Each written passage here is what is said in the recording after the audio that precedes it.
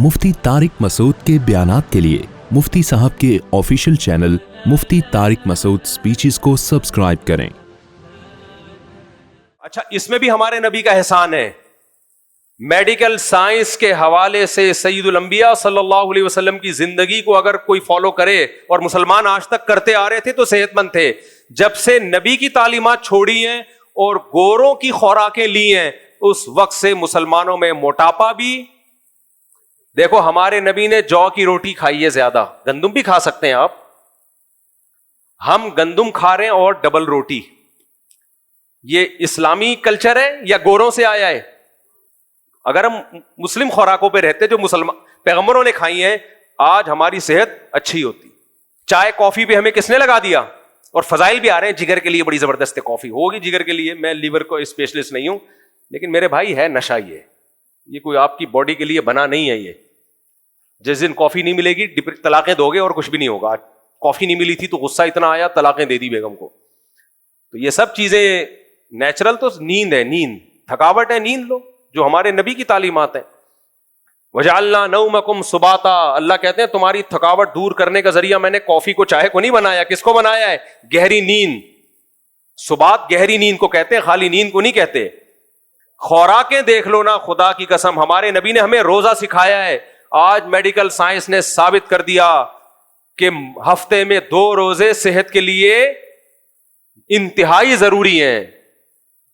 एक हफ्ते में कितने रोजे रखना सुन्नत है? 2 रोजे रखना हमारे नबी की तालीमात है। सिर्फ सेहत के हवाले से नबी की तालीमात अगर देख लो तो आप कहोगे वाकई वमा अरसलनाका इल्ला रहमतल लिल आलमीन। रिश्ते जोड़ दिए हमारे नबी सल्लल्लाहु अलैहि वसल्लम ने। मुझे बताओ, गरीबों के लिए नबी से बड़ी कोई रहमत है? हम नबी की तालीमात पे बकरीद में कुर्बानियां करते हैं। किस कदर गुरबा मसाकीन को गोश्त मिलता है खाने को, किस कदर गरीबों का कारोबार ऊपर जाता है। लाखों करोड़ों लोगों की आमदन कुर्बानी के जानवरों से वाबस्ता है। आज अगर बकरीद की कुर्बानी पे पाबंदी लग जाए ना, लाखों नहीं करोड़ों लोगों की जो सोर्स ऑफ इनकम है वो खत्म हो जाएगी। मालदारों की जेब से पैसा निकल के किसके पास जाता है? गरीबों के पास। ज़कात में देख लो आप, कितना पैसा ज़कातों में निकलता है। तो आप गुरबा के लिए भी, और अहम तरीन आप जानवरों के लिए भी रहमतुल लिल आलमीन है। ये जो आजकल जानवरों की हुकूक की तंजीमें बनी है, तो अब बनी है, और वो तंजीमें बनने के बाद भी जानवरों पे होने वाले जुल्म को रोक नहीं सकी। हमारे नबी जब दुनिया में आए कोई तंजीम नहीं थी जानवरों के हुकूक पे। अरबों की आदत थी, जानवर का गोश्त कैसे खाते थे? ऊंट खड़ा हुआ है, गाय खड़ी हुई है, वहीं जिंदा गाय का गोश्त रान से काटा और पका के खा लिया। आज भी मैंने जंगलात में मसाई कौम है, जंगली कौम है, उनमें देखा है वो ऐसे ही करते हैं। गाय का गोश्त कैसे खाते हैं? जिंदा गाय को काटा, यानी इसी जैसे रान में गोश्त होता है ना, जिंदा, वो चीख रही है, चिल्ला रही है, कोई मसला नहीं, बाद में जख्म को पे दवा लगा देंगे। हमारे नबी सल्लल्लाहु अलैहि वसल्लम जानवरों के लिए रहमतुल लिल आलमीन। आपने एक दुबले ऊंट को देखा, आपने फरमाया ये ऊंट शिकायत कर रहा है कि इसका मालिक सवारी का काम लेता है लेकिन पेट भर के इसे खाना नहीं खिलाता। आपने फरमाया, हदीस का मफहूम, तुमसे क़यामत के दिन जानवरों के बारे में भी सवाल किया जाएगा। हमारे नबी ने बताया कि एक पैगंबर को चींटी ने काटा, सही है, मुस्लिम की हदीस है। उन पैगंबर ने सारी चींटियां जला दी, तो अल्लाह ने वही नाजिल की कि काटा एक ने था, आपने बाकियों से इंतकाम क्यों लिया? जिस पैगंबर की ये तालीमात हो कि बिला वजह चींटी मारने की इजाजत ना दे रहे हो, उसी पैगंबर की उम्मतियों को इन्होंने दहशतगर्द करार दे दिया कि मुसलमान क्या होते हैं? दहशतगर्द। नहीं आ रही मेरी बात? ये दहशतगर्द होते हैं। वाह वाह, मुसलमान दहशतगर्द होते हैं जालिम के लिए, क्योंकि हमारे नबी ने बताया कि जालिम से लड़ना ये रहमत है मजलूम के लिए। समझ रहे हो? एक जालिम मजलूम को पीट रहा है और आप रहमत बने हुए हो जालिम के लिए। आप बोले मैं चूंकि रहमत हूं लिहाजा मैं किसी को कुछ नहीं कहूंगा, मैं बहुत नेक हूं। आप नेक होगे, जालिम कहलाओगे। अब जालिम कहलाओ। रहमत का तकाजा है कि उस जालिम के बाजू को पकड़ो। मुसलमान दहशतगर्द नहीं है, लेकिन मुसलमान अपना दिफा जानता है। उसमें शहादत बहुत बड़ी नेमत है। تو آپ صلی اللہ علیہ وسلم جانوروں کے لیے رحمت للعالمین. نبی نے فرمایا کہ ایک عورت نے بلی کو باندھ دیا, نہ اس کو کھلاتی تھی نہ پلاتی تھی, بھوکی پیاسی وہ بلی مر گئی, اللہ نے اس کی نیکیوں کو ضائع کیا, اس کو جہنم کی نظر کر دیا.